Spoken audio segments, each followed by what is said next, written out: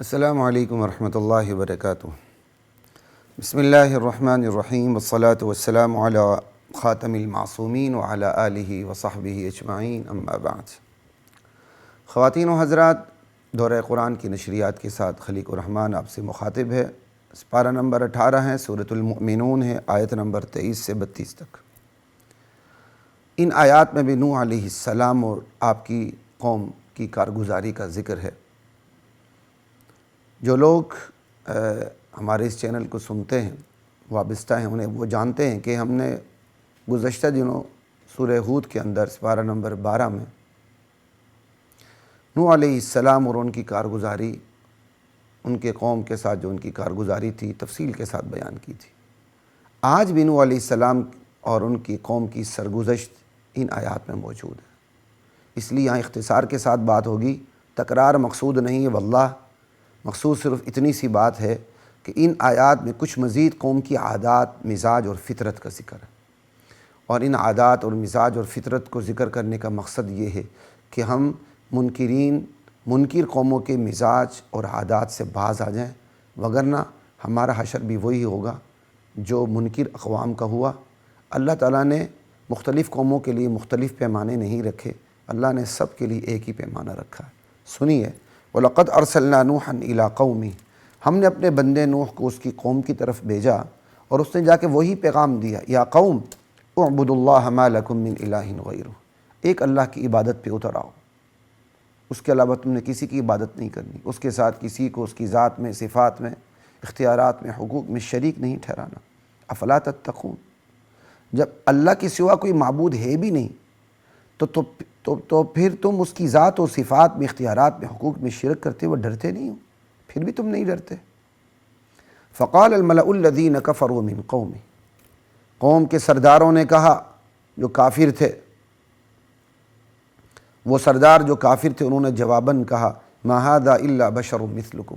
یہ میں گزشتہ بھی پہلے بتا چکا ہوں، رد عمل کن کی طرف سے آتا ہے؟ سب سے بڑا رد عمل ان لوگوں کی طرف سے آتا ہے جن کے مفادات پہ ضرب پڑتی ہے، اور نبی کی دعوت سے مفادات پہ ضرب، قوم کے رئیسوں، نوابوں، خانوں اور وڈیروں کے مفادات کو سب سے پہلے ضرب پڑتی ہے۔ غریب بیچارے کے پاس ہے کیا تو اس کے مفادات کو ضرب پڑے۔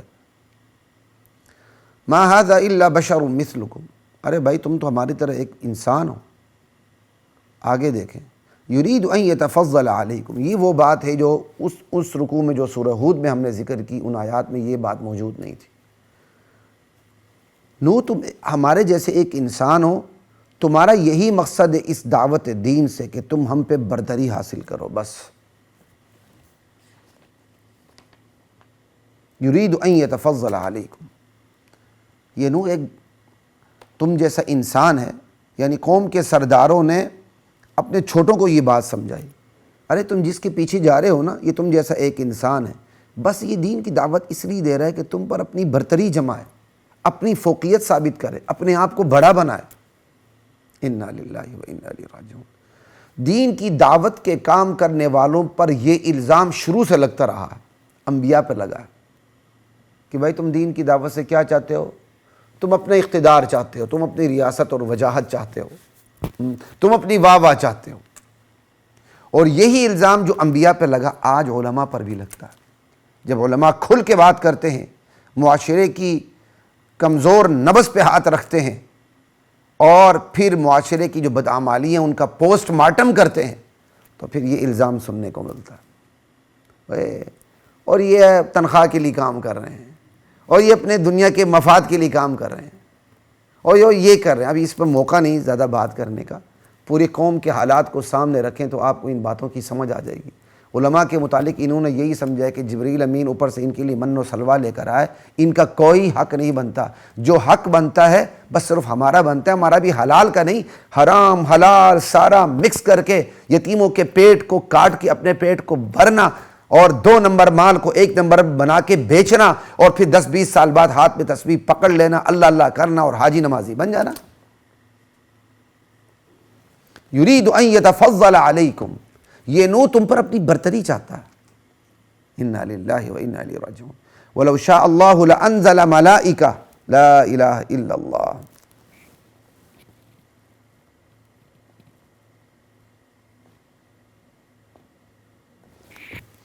وَلَوْ شَاءَ اللَّهُ لَأَنزَلَ مَلَائِكَةً، اگر اللہ نے نبی ہی اتارنا تھا نا تو فرشتوں کو نبی بنا کے نازل کر دیتا۔ اِنَّا لِلَّهِ وَإِنَّا إِلَيْهِ راجعون۔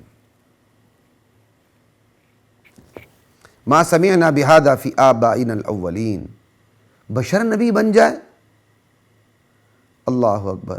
ہم نے اپنے باپ دادوں میں یہ بات سنی نہیں ایک، اور یہ جو دعوت دے رہا ہے بشر ہوتے ہوئے نبی اپنے آپ کو نبی کا منصب پر فائز کرتے ہوئے مدعی ہے، یہ جو دعوت دے رہا ہے توحید کی، یہ دعوت ہم نے اپنے باپ دادوں میں نہیں سنی۔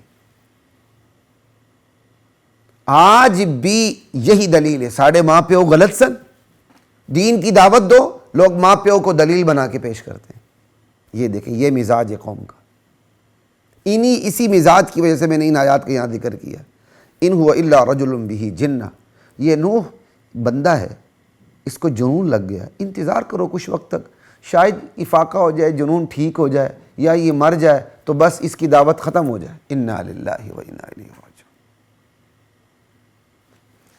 قال رب انصرنی بما کذبون، نوح علیہ السلام نے 900 برس تبلیغ کی، قوم نے جھٹلا دیا، چند گنتی کے لوگ مسلمان ہوئے۔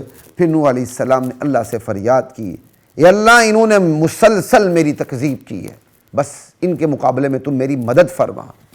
پھر ہوا کیا؟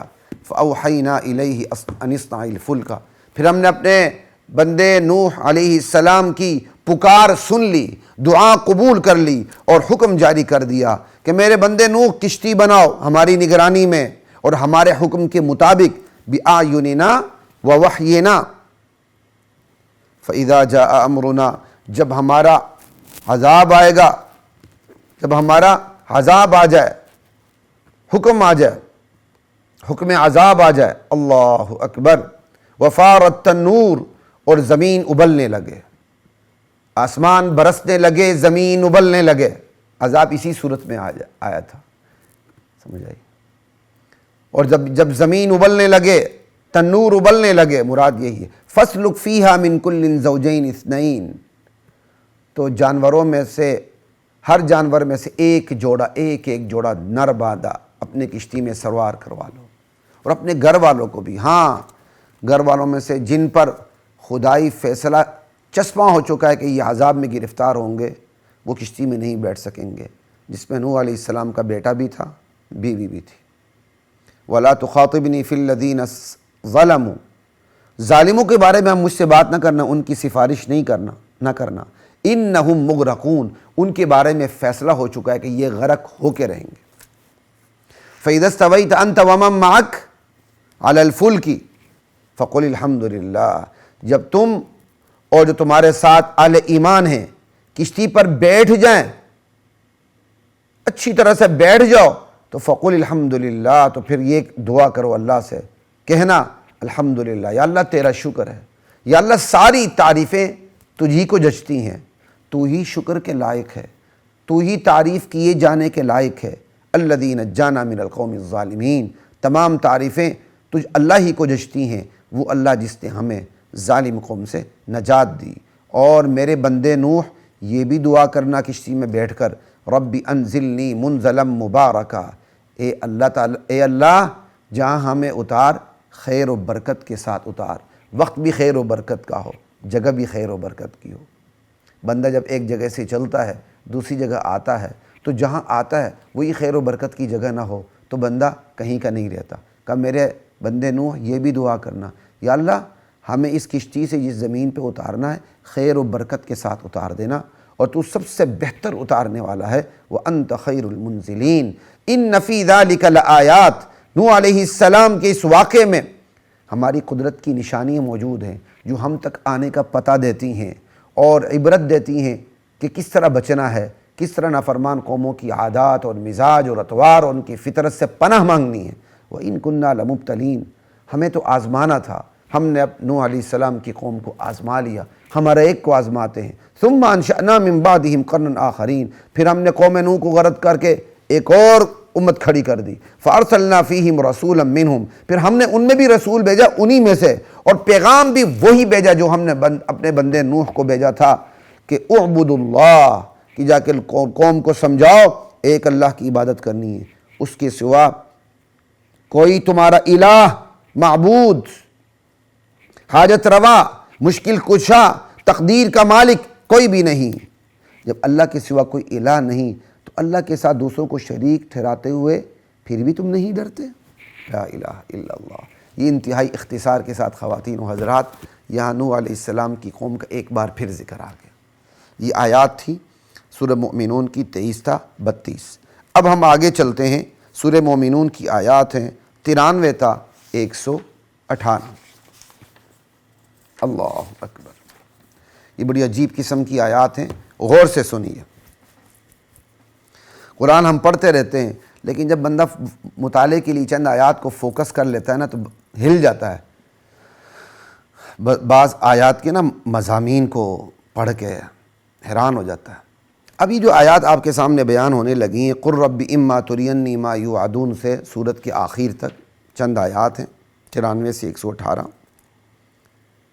اس میں نبی علیہ السلام کو عذاب سے بچنے کی دعا کا حکم دیا گیا ہے کہ میرے نبی آپ نے بھی عذاب الہی سے بچنے کی دعا کرنی ہے۔ نبی تو معصوم ہوتا ہے، نبی کو عذاب سے بچنے کی دعا کا حکم دیا جا رہا ہے۔ اسی سے پتہ چلتا ہے اللہ کتنا قادر مطلق ہے، اللہ کی شان کتنی کمال کی ہے۔ فتعال اللہ الملک الحق، اللہ کے پاس کتنی بڑی ساورنٹی ہے، وہ کتنا بڑا حاکم ہے کہ نبی کو تلقین کی جا رہی ہے میرے نبی آپ نے بھی عذاب سے بچنے کی دعا میری بارگاہ میں کرتے رہنا ہے۔ تو پھر ہم کس کھیت کی مولی ہیں، ذرا یہ بتائیے۔ نبی کے بارے میں تو امکان ہی نہیں ہے کہ عذاب آگ کی آگ انہیں چھو سکے، معاذ اللہ، لیکن رب انہیں تعلیم دے رہا ہے اور انہیں تعلیم دے کے اپنے پورے بندوں کو سمجھا رہا ہے کہ جب میں رب ہوتے ہوئے اپنے چنے ہوئے نمائندوں کو یہ کہتا ہوں کہ تم نے بھی یہ دعا کرنی ہے کہ اے اللہ ہمیں عذاب سے بچانا، تو پھر تم کس کھیت کی مولی ہو، تمہیں بھی یہ دعا کرتے رہنا چاہیے۔ ایک تو یہ حقیقت ذہن میں رکھیں، اور عذاب سے جو بچاؤ ہوتا ہے اس کا پیشگی انتظام کیا جاتا ہے۔ سیلاب، زلزلوں، آج کل کیسا پیشگی انتظام ہوتا ہے؟ خیر وہ تو ہمارے ملک میں نہیں ہوتا، میں مغرب کافر ملکوں کی بات کر رہا ہوں۔ اللہ اکبر۔ خدا کے عذاب سے جو بچاؤ ہوتا ہے اس کا پیشگی انتظام فکر و عمل سے ہوتا ہے، اور فکر و عمل کے ساتھ ساتھ دعا سے ہوتا ہے۔ یہ دو چیزیں ہیں۔ اپنے فکر و عمل سے، اگر آپ ان کو تین بنا لیں، اپنے فکر سے خدا کے عذاب سے بچنا، اپنے عمل سے خدا کے عذاب سے بچنا، پھر اپنے دعا سے خدا کے عذاب سے بچنا، یہ تینوں کام ایک ساتھ ہونے چاہیے، تب بندہ خدا کے عذاب۔ یہ نہیں کہ فکر و عمل صحیح ہے اور بندہ بدمست ہو جائے، نہیں میرے بڑے اعمال اچھے ہیں مجھے تو جہنم کی آگ چھو ہی نہیں سکتی، لن تمسنا النار کا نعرہ لگا دے، یہ بات نہیں ہے۔ یہ بھی بات ہو گئی۔ اور اگلی بات یہ سمجھیں، جب سماج میں گناہ بڑھ جاتے ہیں، اعلانی فحاشی ہونے لگتی ہے، اعلانی منکرات ہونے لگتے ہیں، تو پھر کسی نہ کسی صورت میں خدا کا عذاب آ جاتا ہے۔ اس لیے ہمیں دعاؤں کا اہتمام کرنا چاہیے، پھر خصوصاً آج کے اس ماحول میں جب اللہ کی نافرمانی اعلانیہ ہو رہی ہے، میرا جسم میری مرضی کے نام پر خود اللہ سے مذاق ہو رہا ہے، خدائی قوانین کی دھجیاں اڑائی جا رہی ہیں، اعلانیہ فحاشی ہو رہی ہے، انٹرٹینمنٹ کے نام سے واللہ العظیم حیا کے جنازے نکالے جا رہے ہیں، تو خدا کی قسم خدا کے چھوٹے موٹے عذاب تو ویسے ہی آ رہے ہیں، زلزلوں کی صورت میں، سیلاب کے صورت میں، پتہ نہیں کس وقت میں اور آپ کتنے بڑے عذاب کا شکار ہو جائیں۔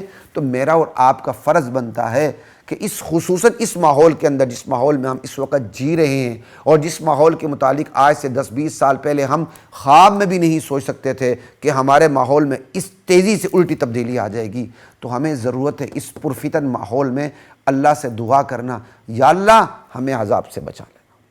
ایسا نہ ہو کہ آ جائے ظالموں پر عذاب، لپیٹ میں ہم بھی آ جائیں، اور ایسا ہو جاتا ہے۔ قرآن کریم کی تعلیمات بتاتی ہیں ظالموں پر عذاب آ جاتا ہے، صالحین بھی کئی دفعہ لپیٹ میں آ جاتے ہیں، اگرچہ ان کو بدلہ بعد میں وہاں ملے گا، اور وہ بھی لپیٹ میں آ جاتے ہیں جو کافر تو نہیں ہوتے ہیں لیکن ظالموں کو انہوں نے گناہوں سے روکا نہیں ہوتا۔ تو سنیے، اتنی لمبی تمہید میں نے باندھ دی۔ تو قُل رَبِّ إِمَّا تُرِيَنِّي مَا يُوعَدُونَ، میرے نبی اپنے پروردگار کی بارگاہ میں یہ دعا کرتے رہنا، عاجزی کے ساتھ، انکساری کے ساتھ، ربا اے میرے پروردگار، اما ترینی، رب اگر وہ عذاب جس کا وعدہ ان مشرکوں سے کیا گیا ہے، اللہ اکبر، تو مجھے میری زندگی میں اس عذاب کو ان پر اترتا دکھا دے، تو فلا تجعلنی ربی فلا تجعلنی فی القوم الظالمین، رب کا تکرار دیکھیں، قل رب اما ترینی ما یوعدون، پروردگار اگر آپ دکھا دیں وہ عذاب جن کا ان لوگوں سے وعدہ کیا جا رہا ہے، تو پروردگار مجھے ان ظالم قوموں میں شمار نہ کرنا، مجھے ان ظالم قوموں میں شامل نہ کرنا کہ پھر میں بھی عذاب کا شکار ہو جاؤں گا۔ وَإِنَّا عَلَىٰ أَن نُرِيَكَ مَا نَعِدُهُمْ لَقَادِرُونَ، میرے نبی لا الہ الا اللہ، وہ عذاب جس کا وعدہ ہم ان لوگوں سے کر رہے ہیں، جس کی دھمکی ہم ان لوگوں کو دے رہے ہیں، ہم آپ کو دکھانے پر قادر ہیں کہ وہ آپ کی زندگی میں ہم عذاب ان کو دے دیں۔ پیغمبر کی بات کو جب جھٹلایا جاتا ہے تو جو عذاب آتا ہے وہ کئی دفعہ پیغمبر کی زندگی کے بعد آتا ہے، کئی دفعہ پیغمبر کی زندگی میں آتا ہے۔ لا الہ الا اللہ۔ تو ہم نبی علیہ السلام کی تکذیب کرنے والوں پر جو عذاب آئے وہ پیغمبر کی زندگی میں بھی آیا ہے۔ ادفع باللتی ہی احسن السیئہ، آپ تبلیغ جاری رکھیں میرے نبی، اور اس کا طریقہ یہ ہے کہ یہ منکرین کی برائی کو اپنی شان کے مطابق شاندار طریقے اور برتاؤ سے ہٹائیں، ان کی برائی کو، ان کے برے سلوک کو، ان کے برے کردار اور اطوار کو جو یہ آپ کے ساتھ اپناتے ہیں، شاندار طریقے اور برتاؤ سے دفع کریں، ہٹائیں۔ اللہ اکبر۔ ادفع باللتی ہی احسن السیئہ، ان کے برے سلوک کے مقابلے میں آپ نے برا سلوک نہیں کرنا، ان سے شاندار طریقے اختیار کریں، نرمی اختیار کریں۔ یہ ہے دعوت والوں کا طریقہ کار۔ نحن اعلم بما یصفون، یہ کچھ جو آپ کی حجف کرتے ہیں، آپ کے بارے میں یہ جو باتیں کرتے ہیں، لا الہ الا اللہ واللہ اکبر، تو ہم اچھی طرح جانتے ہیں۔ نحن اعلم بما یصفون، جو یہ آپ کے بارے میں باتیں کرتے ہیں۔ وَقُلْ رَبِّ أَعُوذُ بِكَ مِنْ ہَمَزَاتِ الشَّيَاطِينِ، میرے نبی یہ بھی دعا کریں کہ میرے پروردگار میں تیری پناہ میں آتا ہوں شیطان کے وسوسوں سے۔ اللہ اکبر۔ شیطان چھیڑ چھاڑ کرتا ہے، شیطان وسوسے ڈالتا ہے۔ یہاں نبی کو تلقین کی جا رہی ہے کہ نبی میرے حضور یہ بھی دعا کرنی، یا اللہ مجھے شیطان کے وسوسوں سے بچا لے۔ وَأَعُوذُ بِكَ رَبِّ أَن يَحْضُرُونَ، اور ساتھ یہ بھی دعا کریں، اے اللہ میں تیری پناہ میں آتا ہوں اس بات سے کہ شیطان میرے پاس آ جائے، میرے قریب آ جائے۔ وسوسے ڈالنا تو دور کی بات ہے، یا اللہ شیطان کو بھی مجھ سے پرے رکھ۔ لا الہ الا اللہ۔ حتی اذا جاء احدهم الموت قال رب ارجعون، یہ مشرکین، یہ منکرین اپنی ہردرمی میں، اپنے غفلت میں مدہوش ہیں، اپنی ضد میں اڑے ہوئے ہیں۔ کوئی بات نہیں، ان میں سے جب کسی پر بھی موت آتی ہے نا تو پھر اس وقت یہ کہتے ہیں قال رب ارجعون، اے اللہ ہمیں واپس لوٹا دے، واپس لوٹا دے۔ لعلی اعمل صالحا فیما ترکت، پھر ہم نیک اعمال کریں گے تاکہ واپس لوٹا دے، یا اللہ میں نیک اعمال کروں دنیا میں جا کے جس کو میں چھوڑ آیا ہوں۔ اس وقت انہیں کہا جاتا ہے کلا، ہرگز نہیں، نہ تم واپس جا سکتے ہو، اور بالفرض ہم نے واپس بھیج بھی دیا تو وہی کرتوت کرو گے جو تم کر کے آئے ہو۔ انہا کلمۃ هو قائلھا، موت کے وقت تو یہ ایک بات بس منہ سے بکواس نکال رہے ہیں اور کچھ بھی نہیں ہے۔ ومن ورائہم برزخ، موت کے بعد تو برزخ ہے، قیامت سے تک، قیامت کا حشر برپا ہونے سے پہلے برزخ ہے، دنیا اور قیامت کے درمیان جو عالم ہے وہ برزخ ہے۔ ابھی تو ان لوگوں نے برزخ کے مزے چکھنے ہیں، مصیبتیں جھیلنی ہیں۔ فَإِذَا نُفِخَ فِي الصُّورِ، جب قیامت کا سور پھونکا جائے گا پھر سارے رشتے ناطے ختم ہو جائیں گے، نہیں رہیں گے ان کے درمیان رشتے ناطے، باپ بیٹے کے درمیان، ماں بیٹی کے درمیان، میاں بیوی کے درمیان، استاد شاگرد کے درمیان، پیر مرید کے درمیان، اس دن کوئی رشتے نہیں رہیں گے۔ فلا انصاب بینہم یومئذ ولا یتساءلون، ایک دوسرے کے بارے میں پوچھ بھی نہیں سکیں گے، ہمدردی تو دور کی بات ہے، پوچھ بھی نہیں سکیں گے، پوچھنا بھی نہیں، ہمدردی تو دور کی بات ہے کہ پوچھیں گے بھی نہیں کون کس حال میں ہے۔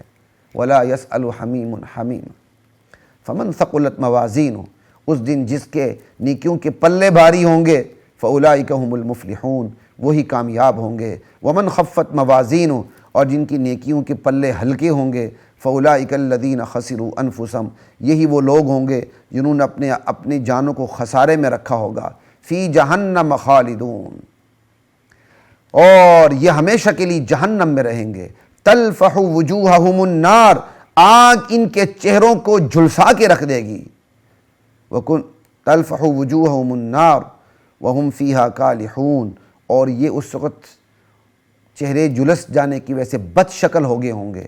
الم تکن آیاتی تتلا علیکم، پھر انہیں کہا جائے گا ارے میری آیات تم پہ پڑھی نہیں جاتی تھی، پڑھی جاتی تھیں لیکن تم جھٹلاتے تھے، فکنتم بہا تکذبون، ایسے میں یہ کہیں گے قالوا ربنا غلبت علینا شقوتنا، ربا ہمارے اوپر ہماری بدبختی غالب آ گئی، وکننا قوما ضالین، ہم گمراہ تھے واقعی، ربنا اخرجنا منہا، یا اللہ ہمیں یہاں سے نکال دے، اللہ اکبر، یا اللہ ہمیں اس دوزخ سے نجات دے دے، فَإِنْ عُدْنَا، اگر ہم دوبارہ ایسی بدعمالیاں کریں گے تو ہم واقعی ظالم ٹھہریں گے، قصوروار ہوں گے۔ اللہ کہیں گے قال اخسئوا فیہا ولا تکلمون، دور ہو جاؤ، پڑے رہو اس جہنم کے اندر، مجھ سے بات نہ کرو۔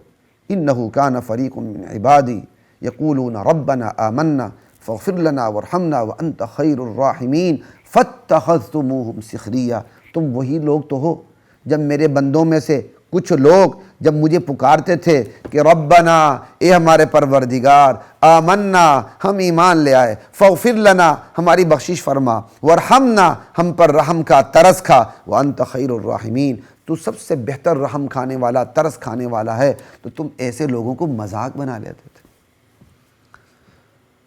9/11 کے بعد جب طالبان حکومت پر امریکہ نے حملہ کر دیا پاکستان کی مدد سے، تو میں نے جمعے کے بعد دعا کروائی، بد دعا بھی کروائی کفار کے خلاف، تو ایک بڑی شخصیت نے میرے بارے میں کہا خطیب صاحب نے دعا کر دی ہے، بس امریکہ کے میزائل میں کیڑے پڑ گئے، تنزیہ طور پر، انا للہ و انا الیہ راجعون۔ پھر دنیا کی آنکھ نے دیکھ لیا کہ کس طرح امریکن ٹیکنالوجی میں کیڑے پڑ گئے۔ یہ وہ مقام ہے، اللہ کہتے ہیں کہ میرے کچھ بندے جب میرے حضور مجھے پکارتے تھے تم ان کو مذاق بنا لیتے تھے، تم وہی تو لوگ ہو، تم وہی بد فطرت لوگ ہو کہ جب میرے کچھ بندے میری بارگاہ میں میرے سامنے ہاتھ پھیلاتے تھے مغفرت کے لیے، بخشش کے لیے، رحم کے لیے، تم ان کو مذاق بنا لیتے تھے۔ یہ دیکھو لوٹے اٹھائے جا رہے ہیں، مسواک کرتے جا رہے ہیں، ٹخنوں سے شلوار اوپر کرتے جا رہے ہیں، ان کو نماز روزے کے علاوہ کوئی کام نہیں ہے۔ فَاتَّخَذْتُمُوهُمْ سِخْرِيًّا، تم انہیں مذاق بنا لیتے تھے، اور یہاں اتنا اس مذاق کے مشغلے کے اندر تم مدہوش تھے کہ تمہیں اس مشغلے نے میری یاد ہی بلا دی تھی، تم مجھے ہی بھول گئے تھے۔ وَكُنْتُم مِّنْهُمْ تَضْحَكُونَ، اللہ اکبر، اور تم ان سے ٹھٹا کیا کرتے تھے، میرے ان نیک بندوں سے۔ انی جزیتم اليوم بما صبروا، تم جن سے ٹھٹا کرتے تھے نا، آج ہم نے ان کے صبر کا بدلہ ان کو دے دیا۔ کیا کمال کی آیات ہے، خدا کی قسم۔ اور ایک خبیث کافرو، دنیا کے اندر جن اہل ایمان سے تم ٹھٹا کرتے تھے، اوے لوٹے، اوے ٹوپی مین، اب تو بہت ماحول بدل گیا۔ ہم بچے تھے، ہم جب ٹوپی پہنتے تھے، یہ پیپلز پارٹی کا بھٹو کا منحوس دور تھا جس کو سپریم کورٹ نے مجرم سمجھ کر پھانسی دی تھی۔ آج کوئی الٹا ہی حساب ہے۔ اس وقت ہم بچے تھے، ہمیں کہا جاتا او ٹوپی مین، اللہ اکبر۔ میرے والد صاحب اپنے ادارے کے استادوں کو کہا کرتے تھے کہ جیب میں کچھ پتھر رکھ کے چلا کرو، حملہ ہوگا تو کم سے کم تم پتھر مار سکو گے۔ وہ حالات تھے، مولوی کو گاڑی روک کے گاڑی سے نیچے پھینک دیا جاتا تھا، اور آج لوگ اس منحوس بھٹو کی تعریف کرتے ہیں۔ لا الہ الا اللہ۔ اللہ کہتے ہیں انی جزیتہم اليوم بما صبروا، ان اہل ایمان کا جو تم مذاق اڑائے کرتے تھے نا، ان کے صبر کا بدلہ آج ہم نے ان کو دے دیا۔ کیا بدلہ دے دی؟ انہم هم الفائزون، وہ کامیاب ہو گئے۔ یہ وہ پھر اللہ تعالیٰ ان جہنمیوں سے پوچھیں گے قال کم لبثتم فی الارض عدد سنین، اچھا یہ بتاؤ تم دنیا میں کتنے سال رہے؟ آگے سے جہنمی کیا کہیں گے؟ یا اللہ سال کی کیا بات کرتے ہیں؟ قالوا لبثنا یوما او بعض یوم فاسأل العادین، ہم تو دن رہے ہیں، یا دن کا بھی تھوڑا سا حصہ دنیا میں رہے ہیں بس. یا اللہ شمار کرنے والوں سے پوچھ لیں جن کو شمار کرنا آتا ہے. یہ جو فرشتے ہیں جو ہمارے اعمال کا حساب کتاب کرتے ہیں وہی بتا سکتے ہیں صحیح طرح ہم کتنا عرصہ رہے. اللہ کہیں گے نہیں یار، نہیں یار تو خیر نہیں، ان کے لیے یہ تو محبت والا لفظ ہے. نہیں اتنے کم بھی نہیں رہے ہو دن یا دن کا حصہ. ہاں رہے ہو تھوڑے. قال ان لبثتم الا قلیلا، تھوڑی مدت دنیا میں رہے ہو. آج تمہیں سمجھ آ رہی ہے کہ دن اور دن کا تھوڑا سا حصہ. لو انکم کنتم تعلمون، کاش تم یہ حقیقت کہ آخرت کے مقابلے میں دنیا کی زندگی کتنی چھوٹی ہے تم دنیا میں سمجھ جاتے. کاش یہ حقیقت کہ دنیا کتنی بے ثبات ہے، دنیا کتنی بڑی فانی ہے، دنیا کی زندگی کے مزے کتنے تھوڑے ہیں، کاش یہ حقیقت تم دنیا میں سمجھ لیتے اپنے اختیار سے تو آج تم یہاں ردیدے نہ جاتے. افحسبتم انما خلقناکم عبثا، کیا تم نے یہ گمان کر لیا تھا کہ ہم نے تم کو بیکار پیدا کیا ہے، تمہارے اوپر کوئی ذمہ داریاں نہیں ڈالی عقل و شعور کی دولت تمہیں دے کے. وَأَنَّكُمْ إِلَيْنَا لَا تُرْجَعُونَ، اور تم ہماری طرف لٹائے نہیں جاؤ گے. فَتَعَالَى اللَّهُ الْمَلِكُ الْحَقِّ، وہ اونچی شان والا ہے اللہ جو سچا بادشاہ ہے، سچا بادشاہ. الملک الحق، حقیقی بادشاہ. لا الہ الا ہو، اس کے سوا کوئی معبود نہیں، الہ نہیں، مشکل کی گریں کھولنے والا نہیں. رب العرش الکریم، وہ رب ہے عرش عظیم کا. وَمَن يَدْعُ مَعَ اللَّهِ إِلَٰهًا آخر. یہ پوری صورت کا خلاصہ سامنے آ رہا ہے، بلکہ پورے قرآن کا خلاصہ ہے. جو اللہ کے ساتھ کسی اور معبود کو پکارتا ہے، اس اللہ کو بھی حاجت روا سمجھ کے پکارتا ہے، اللہ کو بھی مشکل کشا سمجھ کے پکارتا ہے، یا کسی پیر فقیر علی کو یا کسی اور کو یا کسی نبی کو بھی مشکل کشا حاجت روا سمجھ کے اپنی دعاؤں میں اس طرح پکارتا ہے جس اللہ کو پکارنا چاہیے. لا برہان لہ بھی، اور اس کے پاس اس کی کوئی دلیل بھی نہیں ہے، بغیر دلیل کے وہ ایسا کام کر رہا ہے. فإنما حسابہ عند ربی، اس کا حساب اس کے رب کے سپرد ہے. لیکن وہ حساب سن لو، انہ لا یفلح الکافرون، کافر لوگ فلاح نہیں پا سکتے. وقل رب اغفر وارحم وانت خیر الراحمین، میرے نبی یہ دعا بھی کرتے رہیں، اے پروردگار مجھے بخش دے، مجھ پر ترس کھا لے، مجھ پر رحم کر، تو سب سے بہتر رحم کرنے والوں میں سے تو سب سے بہتر ہے. خواتین و حضرات اجازت دیجیے، پھر آپ سے ملاقات ہوگی 19ویں سپارے کے ساتھ، اور جہاں تک ہم جا سکے. السلام علیکم ورحمۃ اللہ وبرکاتہ. وَلَقَدْ أَنزَلْنَا